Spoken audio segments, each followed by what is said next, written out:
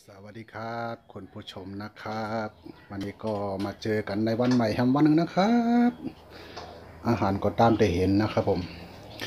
นะครับก่อนเข้ามานะครับขอคนละไลค์นะครับเอาค่ะมาส่งกับพี่น้องค่ะกูกบกูโกนไหนคะน้องแล้วก็เข้ามากินข้าวหุงเหลียวครับนี่ค่ะน้องผักเขาค่ะอันในทางเบี้ยวค่ะน้องคนเชียงในทางอันน่ะไข่เค็มอันนี้ก็ไข่ไก่เจียมเหรอเนี่ยไข่เค็มอันนี้เนื้อสัตว์ใส่หัวอูช่องวัดหูช่องไข่เค็มไข่เค็มอันนี้ก็ผักน้ำในเนาะำแค่หมูผักน้ำใส่เห็ดผักน้ำใส่เห็ดนะเนาะผักน้ำใส่เห็ดข้างในก็ในข้าวหุงเหลียวค่ะน้องโอเคกูก้นฮะกินซ้ำกันคนที่กินก็เขาเอาในใส่มันในอินโอเคคุณผู้ชมนะครับกินด้วยกันนะครับมาเด้อกินด้วยกันนะครับขอขายด้วยนะฮะใส่มือข้างเดียวเลย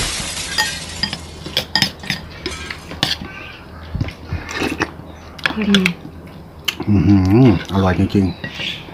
ๆนี่นะฮะอันนี้ก็เนื้อสัตว์ใส่ขนมความไตได้ความไตได้ของเนื้อสัตว์ใส่ขนม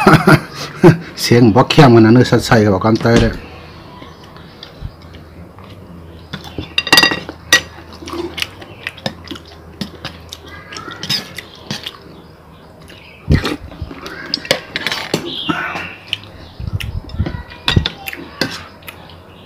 ไม่ได้เลย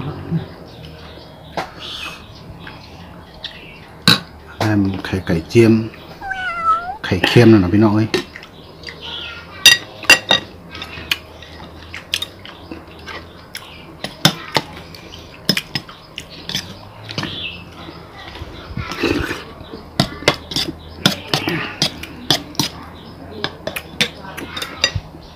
ข้าวหุงเหลียวเห็บโคแล้วพักน้ำเขานะมีเผอถามก็ใกล้ๆกินเห็บโคแล้วพักน้ำนั่นน่ะจะมีคนตองคนถามในเมื่อเขาห้องนึกสัตว์ใส่ขนมเมืองพี่น้องเขาห้องอย่างก็คอมเมนต์เขามาอะไรขนมนี่ก็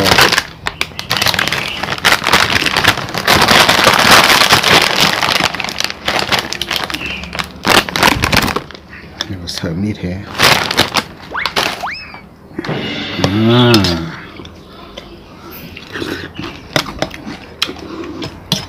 เราแค่มาเข้าหุงเหลียวสารเปรี้ยว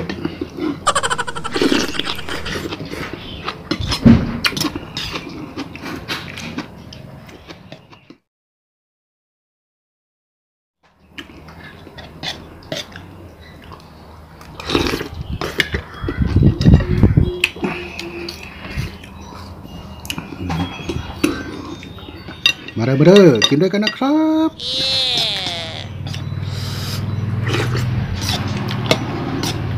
อย่าลืมกดไลค์กดแชร์ให้ผมด้วยนะครับซับสไครต์ด้วยนะครับน้องเอ็มแล้วอ่ะผมมันเร็วอ่ะ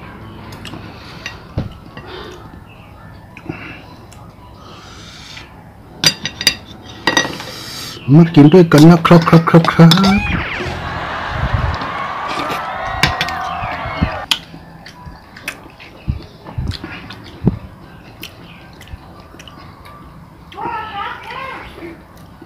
ไม่ใช่เนี่ยนะ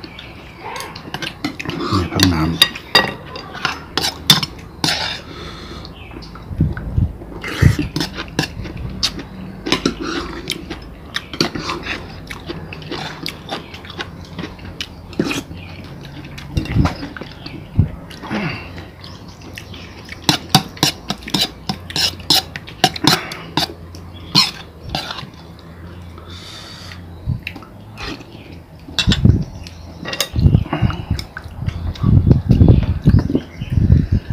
วัดหูช่องเนื้อสัตว์ใส่เนื้อสัตว์ใส่วัดหูช่อง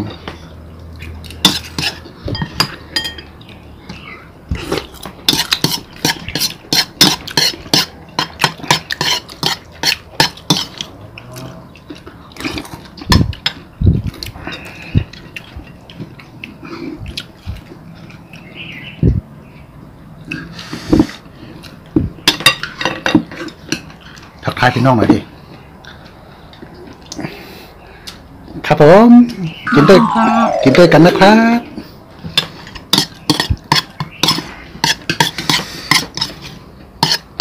อร่อยน้ำตั้มถักผ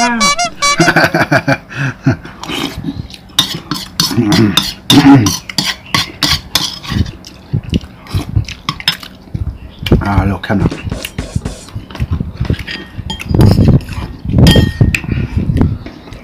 บัดอูช่องเนื้อสดใส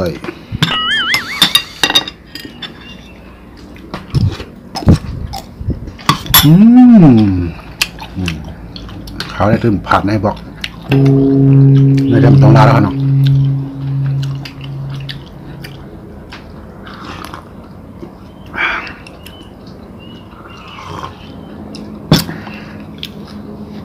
โอเคครับวันนี้ก็โอยาวเนาะ